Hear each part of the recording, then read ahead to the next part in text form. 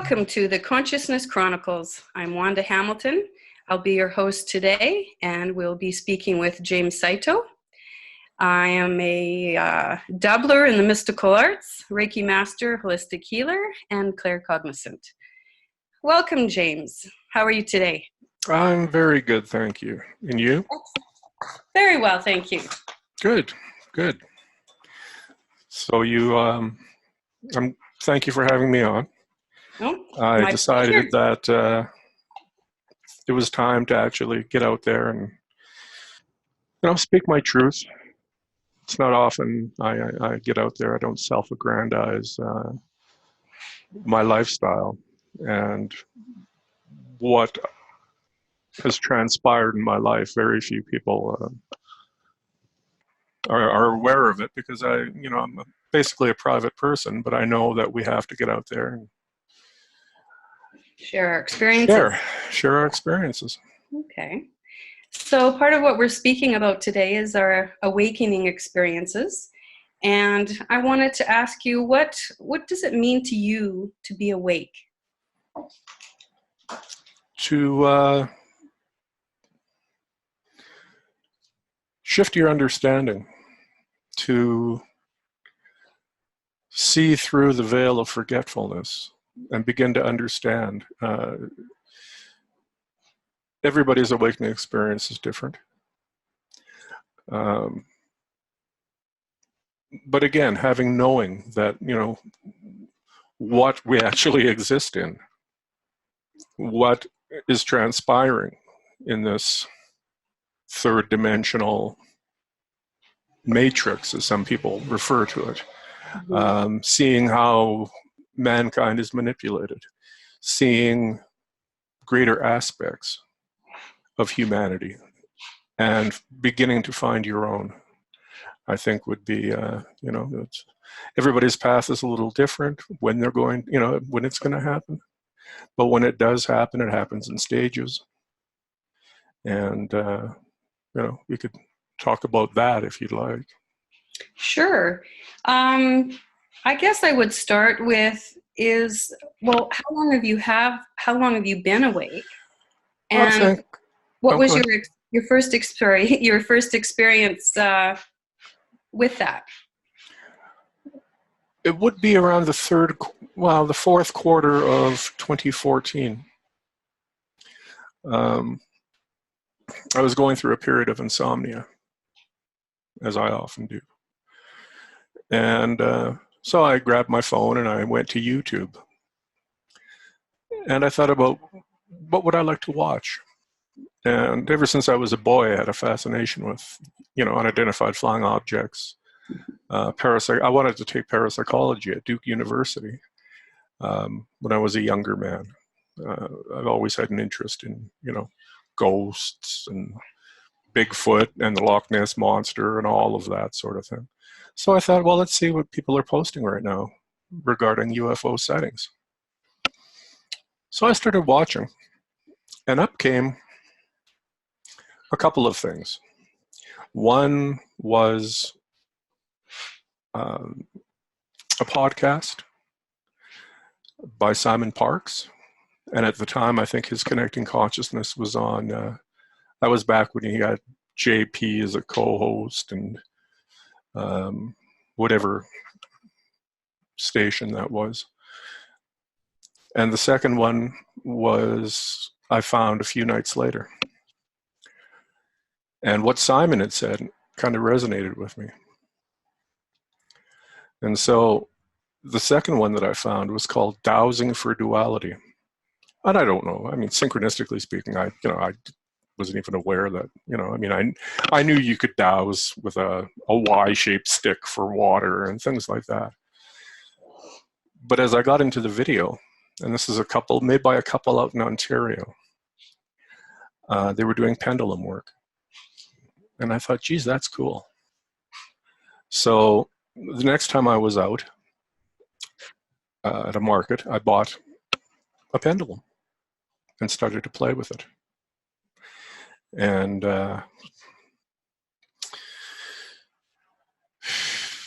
that's kind of where it began. And I started watching more and more videos, and it really resonated with me about, because of events that have happened since my childhood, that something was happening. And I think at that point, I was aware, stepping into a state of awakening. But when it comes to dowsing and penduluming, I don't know if you're familiar with the work of Chris Kaler out of Winnipeg. Yes. Yeah, well, he became awake through dowsing. So I went and picked up a pendulum, and see if this will focus in. Show me yes.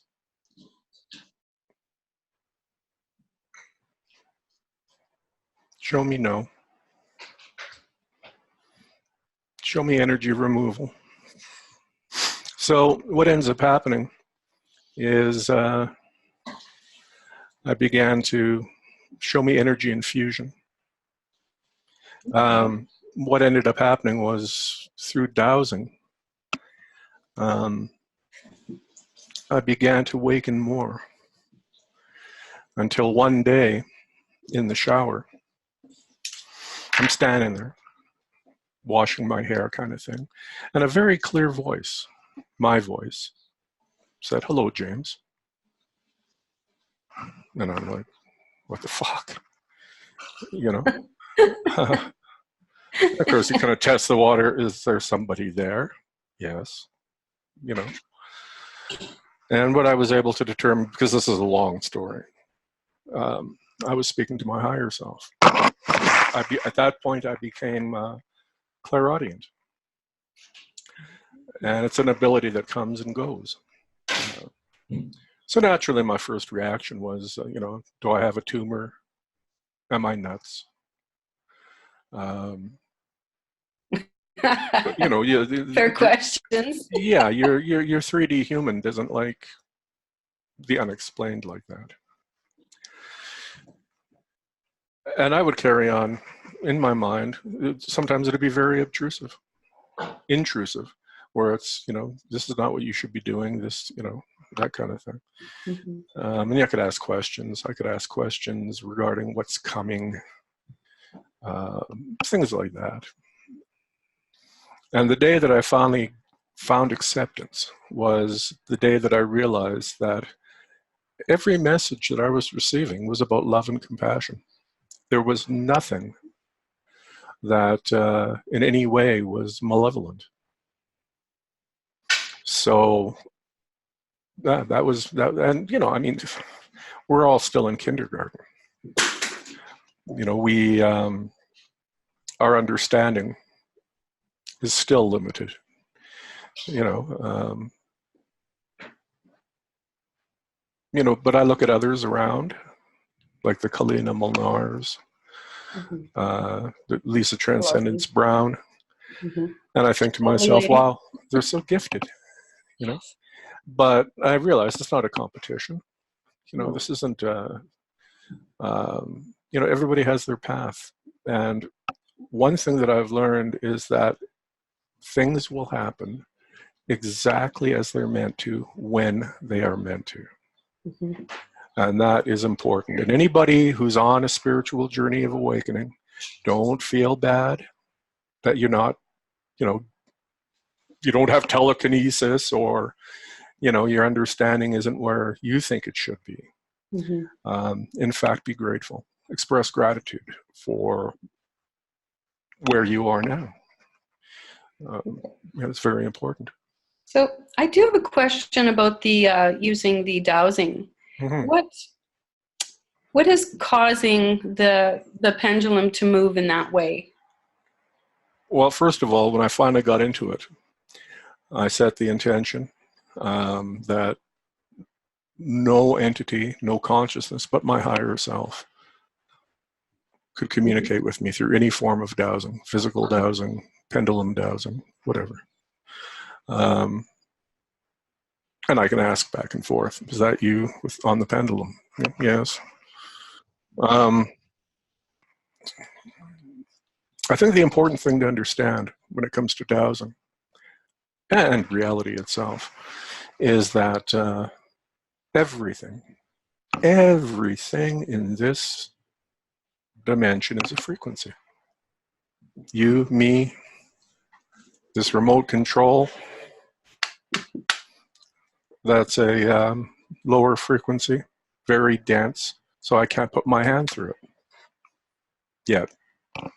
But Yeah. when you understand that, it leads me to the next step of what I was doing. I was told that healing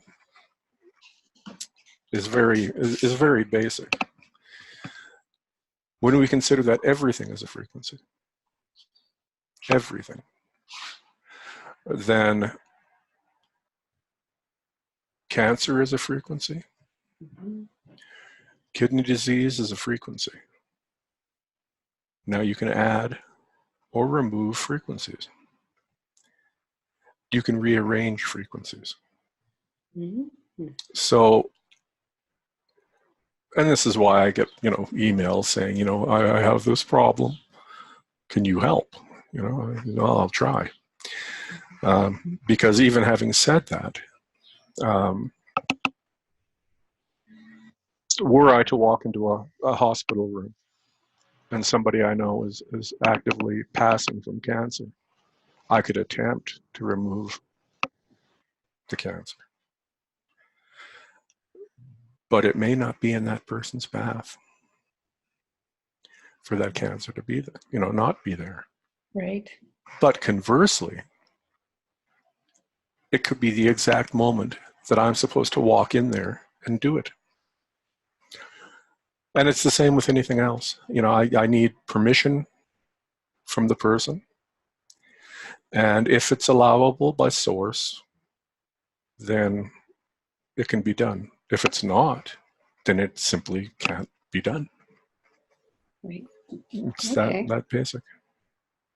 That sort of, I guess, fits into free will. Yes. Well, free will, we have free will. Yeah.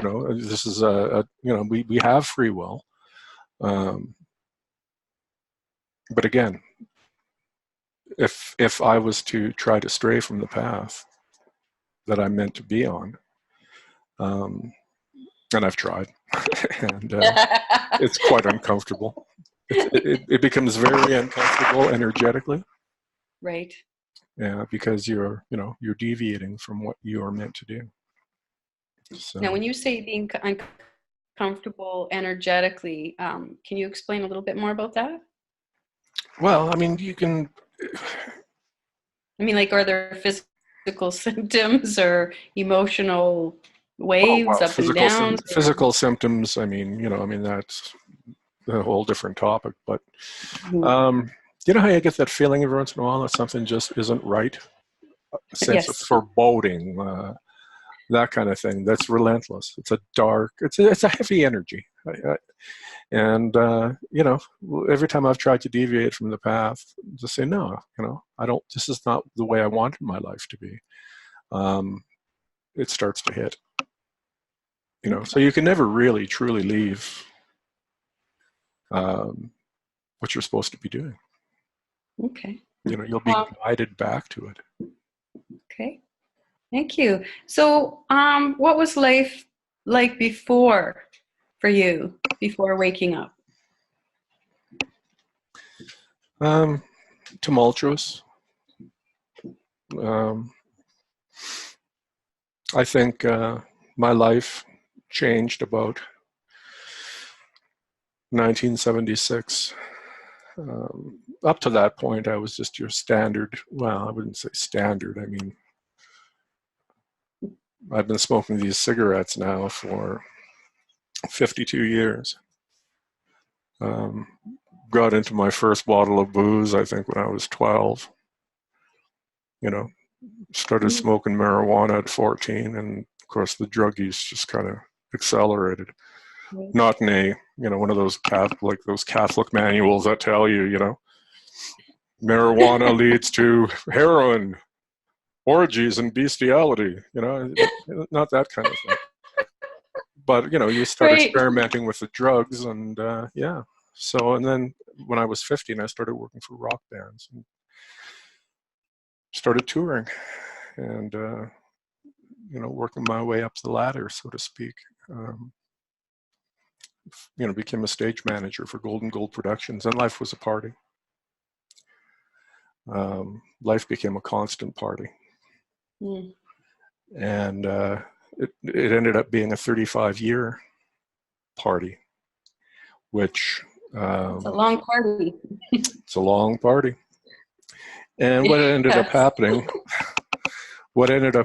was I developed varices in my esophagus, which I guess the simplest explanation is varicose veins. Mm. And those are caused by portal hypertension, which means one of your main liver portals is damaged and closing. So it's trying to pump normally, and when it can't, varicose veins form. And one evening they burst, and I was as close to death as you could possibly imagine. And Wow, it must have been scary. it wasn't. Oh. No. I mean, no, I didn't feel much. When I got to the hospital, they underestimated my actual weight a bit. They went by a chart. And so they wanted to put me in an induced coma, which they kind of did because I couldn't move physically. But what they didn't know is I was still aware, of what was happening around me. My eyes may have been closed, but I could hear everything, and even when there's things like, he's bleeding faster than we can put it in, like, where the fuck is that blood from Rocky View? Blood pressure is 20/5. And that's when I thought to myself, geez, I could die here. And at that point, things were going through my head.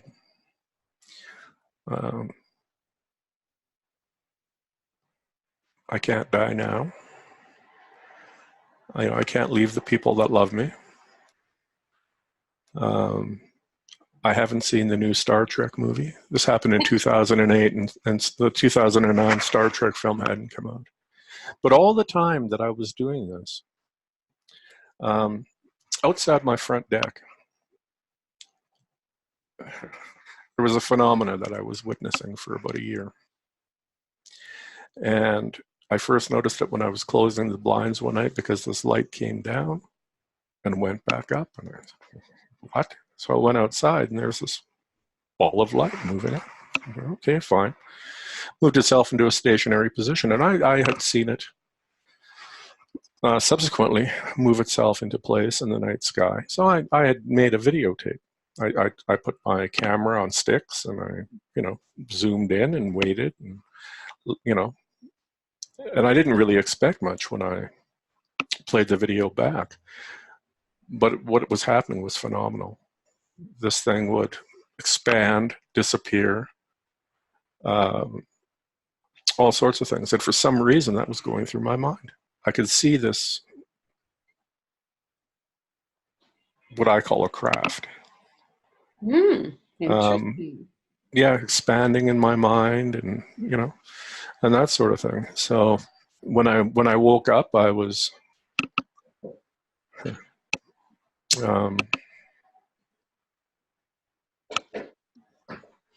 apologetic, I think. And strangely, months before, I had my uncle who had passed come to me and tell me to smarten up. You could die. It was in a dream. Very vivid dream. And I was told, what ended up happening was that I was there for weeks in intensive care and that kind of thing. I came home, and the very day that I came home, I went back down to my basement where I had the initial bleed and bled again. I knew it was coming, because you get this overwhelming feeling of darkness come over you, dizziness, and I realized I was bleeding again. So this time, the first time, I was laying in a pool of blood. When I say hemorrhaging, I mean it was coming out everywhere. Wow. Out the butt, out the mouth, everywhere. And I remember trying to make it to the washroom and falling, and my elbow hit the floor, which is basically linoleum over concrete. Ooh. And it really hurt. And if I hadn't have done that, I don't think I'd be here tonight. Because it was the pain that kind of woke me up, and I looked and I saw blood everywhere. And I thought, I had to make a choice. Make it to the phone or die. Which is strange because I've always been sort of a self-destructive person, or I was. Mm-hmm. And I never wanted to be here. Was trying, even as a little boy, when I would go to sleep at night, I'd have a humidifier going. And I would lay there and pretend those were the engines of the Starship Enterprise. And I could picture moving away from this planet, getting the hell out of here. So I was a very self-destructive individual, which is gone now. But go ahead. It's interesting that it was the pain that woke you up, because that's almost significant in the way, well, not almost significant, it is significant in the way that sometimes it is pain that does wake us up. It could be, but more so maybe an emotional pain. But for you, it was all of it. Mm-hmm. Well, I think, during the time that I actually awoke, I was going through a tremendous amount of emotional turmoil, heartbreak. But they say near-death experiences often will, cause you to awaken. And so, yeah, there was certainly a path that led me to all of this. And I had to make the decision right there and then, do I want to crawl for that phone and get help or not? Because it would have been very easy to lay my head down, and I simply would have bled out. Wow. And then I realized that, no, I can't. And so I called for help. And when the ambulance drivers came, the EMTs, they couldn't bring a gurney down the narrow staircase. And they said, Mr. Saito, can you crawl to the top of the stairs? And I think that's the hardest thing I ever did. Incredible. And then, that's about all I remember until being in the hospital. And I often wondered why they wouldn't want to come down and help me. But what I wasn't aware of while I was in the hospital was 15 minutes after they took me, a whole team of people in outbreak suits from this, our version of the CDC, came to the home and were looking, because they didn't know if it could be Ebola or whatever. Okay. And I'm thinking about my poor aunt who lives here with me. Her and my father had to clean up all the blood. So it's probably a good reason I was, apologetic when I woke up. Imagine. Well, that sure seems like a situation that would definitely start making you think about life and where you're going, and maybe time to make some changes, which is obviously where you went with that. So I guess I'll move on to some other questions for now. What did you believe growing up? Say make about religion or just whatever. What were your thoughts as a child growing up about life? I was always a staunch believer in science. Religion never meant too much to me. I believed in the scientific method, which basically is, the best possible conclusion given the best possible evidence when the best of it, best evidence is available. Right. If I couldn't observe it, it wasn't real. And of course, the other thing about the scientific method that I'll just express now is that it's constantly changing. Mm-hmm. Our understanding, as our understanding grows of observable phenomena, we look at quantum physics now, and a lot of it isn't observable. But we do know things, that there are certain particles that don't even react until you are looking at them, which implies that, we can create, we are creators, we are co-creators, and, we can adjust our reality. So, it's looking at science from a new perspective. But that was my predominant thought pattern growing up. Did you have any unusual experiences in your childhood? Oh, hell yeah. One of my earliest memories was being in Brandon, Manitoba in our family home. And one fall evening, I remember looking out the window and up pops this head. And it was the best I could describe to you. And some people will say, well, this is, that was a childhood imagination thing, But it was like an amphibious, an amphibian human crossbreed.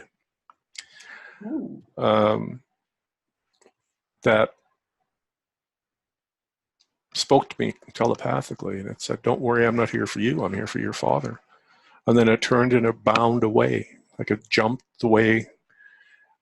Think of how a frog jumps. Interesting. And it bounded away into the night. I remember that's one of the first experiences. Oh yeah, I've had experiences of, I'm sort of clairvoyant, always have been. I'd be riding my little bike down the street, my 3-speed, and I would get a thought like, you're going to find money. And I'd stop my bike and I'd look down and there was a $5 bill, which in 1971 dollars was, not bad, Wow. Little things like that. Okay. Synchronicities, a lot of synchronicities. What happened one evening after I woke was I had a very, very vivid dream. And it was a download. And basically, it was how everything in my life connected and led me to the present moment where I was. Now, do I remember a lot of it? No. But okay. Because this happened, this happened. Because this happened, this happened. Because this person was no longer in your life, this happened. Because you were no longer in this person's life, this happened. And it was just this string of chronological events in linear time that, kind of showed me all of that. And I don't receive many downloads in my sleep, but I do remember getting another one that was all about sacred geometry. And it was focusing on what Nikola Tesla was so adamant about, the sacredness of the numbers 3, 6, and 9. And Tesla said, if you understand the secrets of 3, 6, and 9, you understand the universe. And getting this download. So, it was things like I woke up thinking about it, going, oh, okay. 6 times 6 is 36. 3 plus 6 equals 9. 9 times 9 is 81. 8 plus 1 equals 9. 4 times 3 is 12. 2 plus 1 is 3. You can only do it with those numbers. Interesting. Mhm. That's fascinating. You know, so Um, well, with your dreaming, do you, like, as an adult now, experience lucid dreaming, or what, or what are some of your experiences with that? lucid dreaming, Yes. not at all, not as often as I'd like. Okay. Um, one of the big ones that I had, my best friend passed away, and it was about 3 weeks later. I had this extremely vivid dream. I could taste, smell. Hmm. It was like I was there. Yes.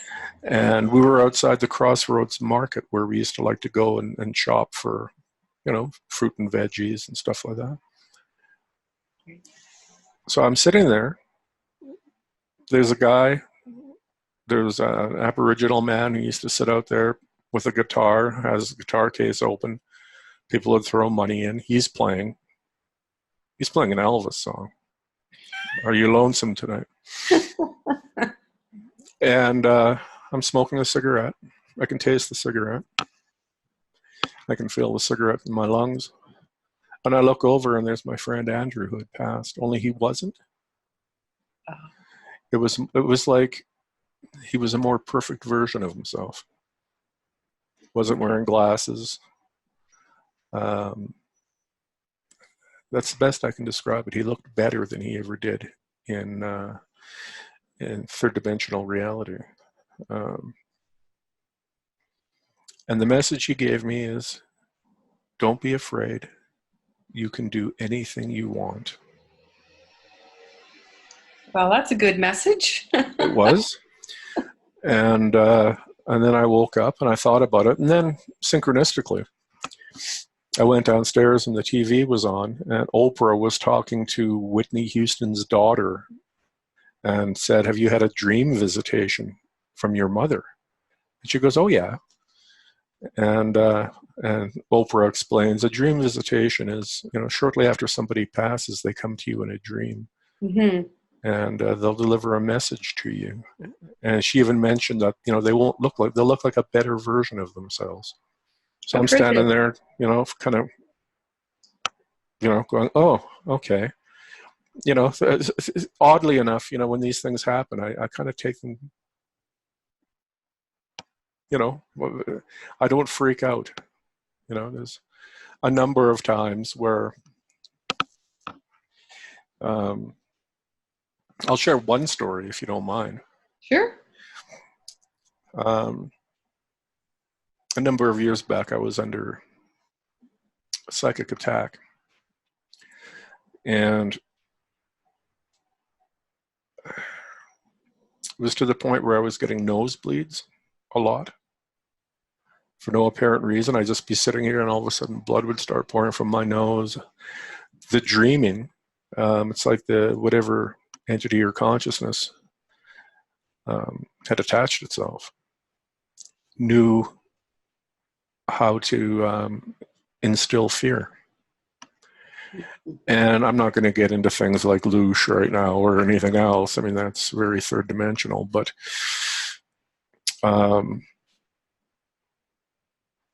like an example, I'm in a friend's high-rise apartment.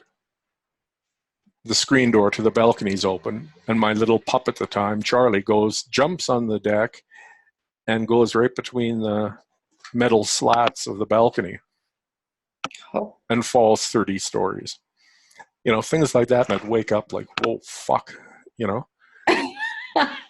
So it's like, well, I got it, and I tried to clear myself, but I wasn't very good at it at the time. Okay. And so I called an acquaintance of ours, Brian Kenworthy, and I said, do you know anybody in Calgary who can clear me? And so he said, yeah, let me call her. So he calls her and he says, yeah, she's going to work on it right now. So does she need any information or anything? Oh, no. Yeah. Okay. And her response was, no, I've never seen this type of energy before. I can't do anything with it. Long story short, it got looked after. But it was maybe 4 months later. I was helping out at Angel's Cafe, sitting outside on a nice day with a table, trying to sell some books to raise money for the new Angels building. And this woman comes along and she stops.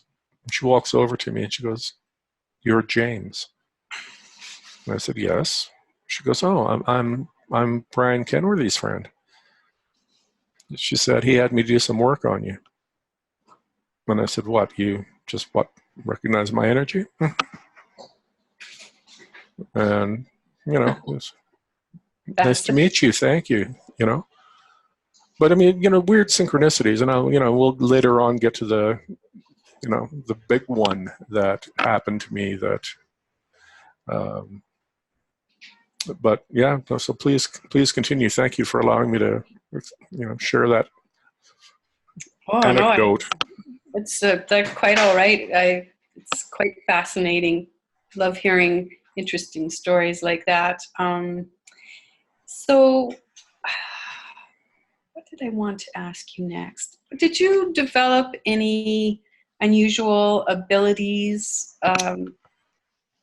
other than the obvious ones that you've mentioned already, or have had any interesting experiences just sort of as of late, the last several years of your life?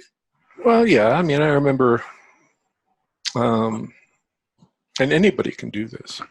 Take any kind of crystal. You see a chemtrail being laid down, and I'm just going to say this because I know a lot of people are going to watch this, and if you're watching this, I'm sure that there's some of you are already awake, but some will watch because it's just I posted it on Facebook and they're curious to see what my interview is about. So if you're not awake, right. if you may scoff at this, whatever, depending on what your path is. But chemtrails, they are pretty harmful. And people often say, well, they're contrails. No, they're not contrails. Why? If they're contrails, why do they happen during all 4 seasons? A contrail is like you walking out in a cold day and breathing, and you can see your breath, right? Our breath doesn't form clouds. Yeah. You're not walking down the street with your breathing, a trail of your breathing following you, Right. And AKA solar radium, what do they call that? Radiation management or geoengineering, because they have actually on the computer have internet, have the powers that think they are have made fun or made light of the chemtrail. Well, again, it's just, most people will just look at that because, most people are just conditioned by any kind of mainstream media. Yeah. They just buy into their narrative. Well, if it's the first time for people to actually hear of this, don't look up chemtrails, go look up geoengineering, and then it'll take you down and it'll give you the both sides of it. You decide. Yeah, use your own discernment. Okay. But no, here's an easy thing. Take any kind of crystal in your hand. Hold it, point at the chemtrail, and intend that it dissipate and be neutralized, and watch. Yeah. The first time I actually did it, I went, holy shit. Now, of course, I don't have to do that anymore. I can do it now with my mind, but and people will scoff at that because it's unobservable. People often ask, why don't you, if you've got these abilities, why don't you use them on people? Make additional money. And it's, well, first of all, I personally will not. There's a saying, never profit or pay money to or for the truth. So I don't. Plus I don't want to be anybody's guru. I'm just a guy from Lethbridge, Alberta. I'm a small town boy. I'm not a guru of any kind.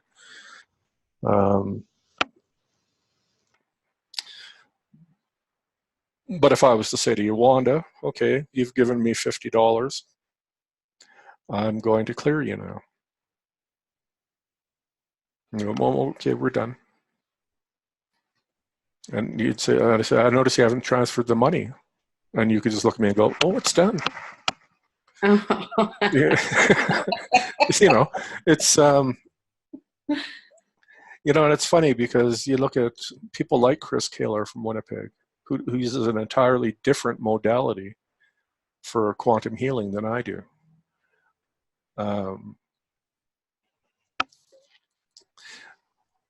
Referring back to the bit about the higher self, I synchronistically stumbled upon a video, an interview with Dr. Marie Batch. She's from Australia, I believe. And she, in the interview, Frank, is just talking the way we are, you know. And the interviewer asked, you know, what are some of the things that your higher self has told you? I'm laying in bed listening to this podcast, and I actually sat up because almost word for word, some of the things that she was told were exactly what I heard, what was spoken to me. So it's, you know, like I go, okay, well, I guess that's a little affirmation, you know. Oh, you mean spoken to you from your higher self? Yes, exactly. Okay. The same words, the same phrasing, the whole works. So that was an affirmation for me. And if you're one of the ones watching and you're skeptical, you have every right, you know, that's your choice. You know, you can look into, you can investigate what I'm saying further, or just write it off as nonsense. You know, I can't determine your path for you, but at least do the research. Do a little research. Because it's not just me having these experiences. It's not just, you know, the two of us sitting here having these experiences. They're being experienced by millions of people worldwide. Millions and more all the time. So, again, you know, if it resonates with you, do a little bit of research. So all we can do is, you know, hope that something comes along and, you know, maybe guides you on a new journey. So. Well, that's good advice. Did you go to any healers or psychics or have any hypnosis done? Mm-hmm. And again, you know, some of the things that, you know, sound unbelievable. You know, if I was gonna say what I'm gonna say now to my younger self, I don't know if I would have believed. One evening, I was there was so many synchronicities.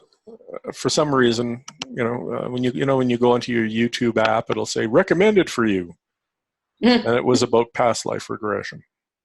And there was 3 or 4 things that happened on my social media feed and everything, and they all referred to past life regression. So I said, okay, I get the message. So I went and had a session, and again, this was quite fairly early on. You know, my understanding then wasn't what it is today. So in the session,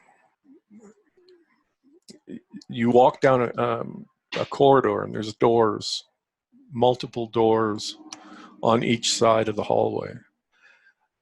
And is there one, you know, is there a particular one you'd like to go to? And there was one that the door was kind of emitting a glow. So I went in, and I couldn't see much. I was in a small, almost like a thatched hut. There was radio equipment, and when I looked down at myself, I was wearing khakis and boots. I would say probably World War II.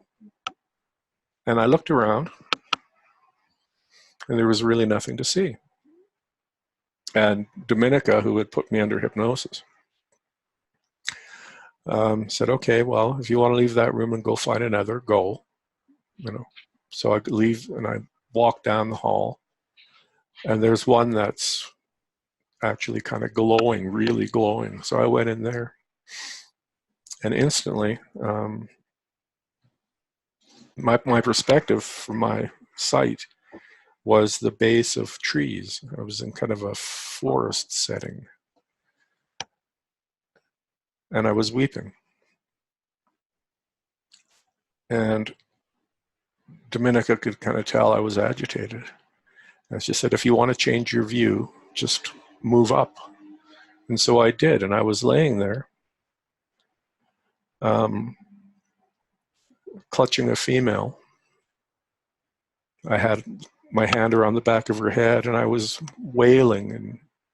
And what I could see was her legs were open, there was a pool of blood, and there was a baby with the umbilical and the placenta laying on the grass crying. And I realized that she was dead. She bled out during birth. And I remember screaming, and I guess Dominica pulled me out of it right away. And when I awoke, I could still feel it. And I asked my higher self, I said, why on earth would you show me that? And it was like, well, you think you're having problems now. You've been through worse. And for about 10 minutes afterwards, I could sit with Dominica and I could talk about the experience. I remember I resented the girl, the daughter, because she took my love away. I can't remember it now, but I remember the girl's name. That's the other thing. I mean, the more that I stay present, the less I can remember about the past. And in this particular case, I wish I could, be of more detail for that. But yes, there was that. And what was the second part of the question? Past life regression. You got me so intrigued in that story. Just asking about if you've been to healers or hypnosis or to psychic healers, or had any unusual experiences with that, or if you have. Well, the biggest turning point in my awakening, I think, was a woman, and again, Brian Kenworthy recommended this young lady to me. So I booked an appointment. And I didn't expect for this very young, kind of petite girl to come out and greet me. So we went into her office, and she closed the door. There was, the vertical blinds, the kind of metal ones. They were at the big window, and we sat there. Now, her name is Rebecca, and Rebecca is a channel, and she channels, I don't know how many. She's had the ability, she says, since she was 3 years old.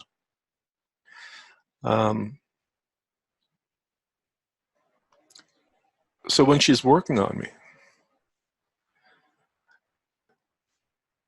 there was events happening, like the room kind of shook. The entire fucking room shook. And she managed to clear a lot of stuff for me. And when she was done, I laughed. I laughed and laughed in joy. Total joy. And then she said, there's a couple of things that you should know.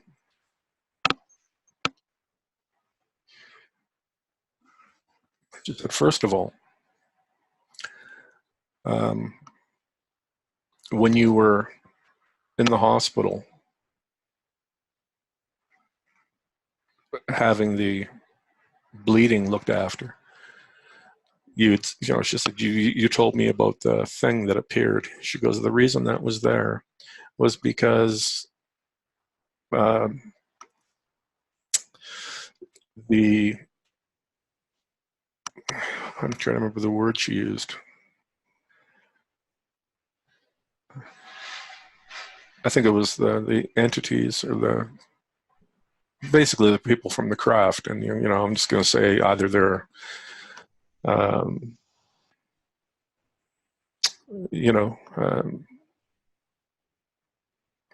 alien or, multidimensional, Right. tried to end me. But Source wouldn't allow it. But they were allowed to mess with me.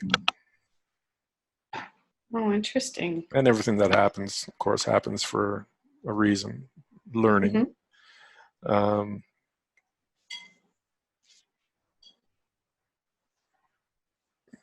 Why do you think they were trying to end you? I mean, I think that was some maybe some run in on a past life somewhere. No, I have no idea. But I had my soul reading at that time, and I'm Pleiadian Angel. Okay. And Angel is something I've never heard of. And I asked her, I said, what is, if she would have said, well, you're Pleiadian, Arcturian, or, whatever, I could relate. But Angel, she goes, you're the right hand of Source. Oh, okay. And I went looking. I remember asking Simon Parks, sending in queries to his program regarding this. What does it mean? What does it mean? And my questions had never gotten answered or read on air. My requests for a session with Simon have always just kind of disappeared or have been ignored. So I go, okay, well, universe is telling me something. Okay. But having done some research on my own, I went to a lady who, there was a lady who, again, is a past life regression person. And she says she's ran into about 5 people whose souls are half angel. And her conclusion is that sometimes, for whatever reason, you may be an angel from a higher realm who's never existed in physicality before. And because of the importance of what is going to happen, we choose to be sent. Take that however you want. Do I feel particularly angelic? No. Well, so speaking of what is going to happen, there's been a lot of buzz and a lot of talk about 3D, third dimension, going into fourth dimension, fifth dimension, and all of that for humanity. Would you like to, what are your thoughts about that? Well, the shift is coming. Without doubt. I won't call it ascension. I won't call it whatever. People often have that negative sort of view. If I was to say, oh, we're going to ascend, it sounds like you're like you're going to poison all your followers or something. This is not, it makes you sound Jim Jones cultian. It sounds like religion. And I don't wish personally to use those terms.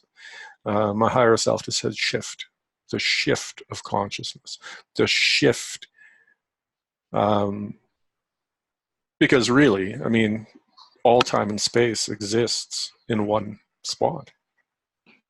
Linear time, as we know it here, doesn't exist. And I think it was Alex Collier who said, when he was talking to the Andromedans, they said, you've managed to actually become quite good at measuring something that doesn't exist. That's so true. That's so true. So it's not like it's this ascension that we're going to. It's a shift because everything is here. Everything is all in one time and one place. It's just a shift. And it's a shift in our consciousness. a wave of energy is going to hit this planet. And people, I mean, it's all, you think it's tumultuous now with the energies that are coming in. This will be the kind that may just knock you on your ass, and once that happens, veils of forgetfulness will be removed. It sort of almost reminds me of that movie, The Giver, where it ends. It's the young man goes through the barriers, and once he gets to the other side, it's an awakening for everyone, and it goes out like a wave. Is that kind of what you see sort of happening? Mm-hmm. And what does that mean for us, for humanity? We move into a different type of existence. This third dimension, the third dimension is all about duality. Which isn't to say there's not duality in the fifth, but a different kind. We're moving into a lighter dimensional experience where humanity, the gifts that you have will be readily available to you. We are creators. An example of this is when people go through regressive hypnosis and they discuss their experiences in 5D. And each is a little bit different. To some, it's cities, mass cities of joy. Everything is good. The ability to create. We are creators now. We can create our own realities. But there, it's instantaneous. There's not this waiting for divine timing or cosmic timing. And we'll be part of the galactic community who are waiting for us. So it's an entirely different kind of life than we have here, and I think that's why people have like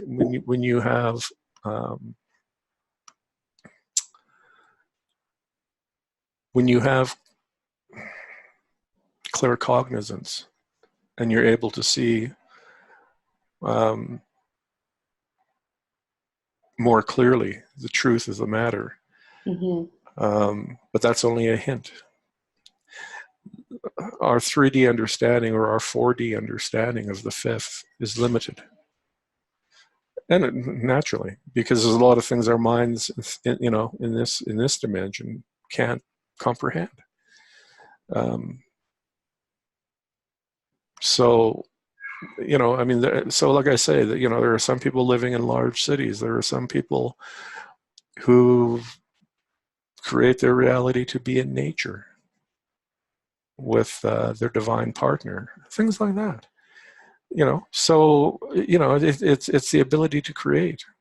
So that's why I know that someday I'll stand on the bridge of the Starship Enterprise. It's my reality, But I can totally relate to that Star Trek fan from like 6 years old or 7 or whatever. It's dating myself, but oh yes. And James T. Kirk was the love of my life. That sparkle in his eye. But anyway, I think for this session we'll wrap it up, and I've got many, many more questions for you, and we'll... Okay, well, I'll look forward to part 2. Absolutely. Thank you so much for joining us today, James. It's been a pleasure. It's a pleasure being had. Right on. Okay, you take care of yourself, and until next time, stay conscious. You betcha. Ciao. Bye-bye now. All right, so wrapping it up today, I wanted to thank you, Jim, for joining us today and sharing your experience, as I've already said, and your wisdom. And until next time with Consciousness Chronicles, take care and stay awake.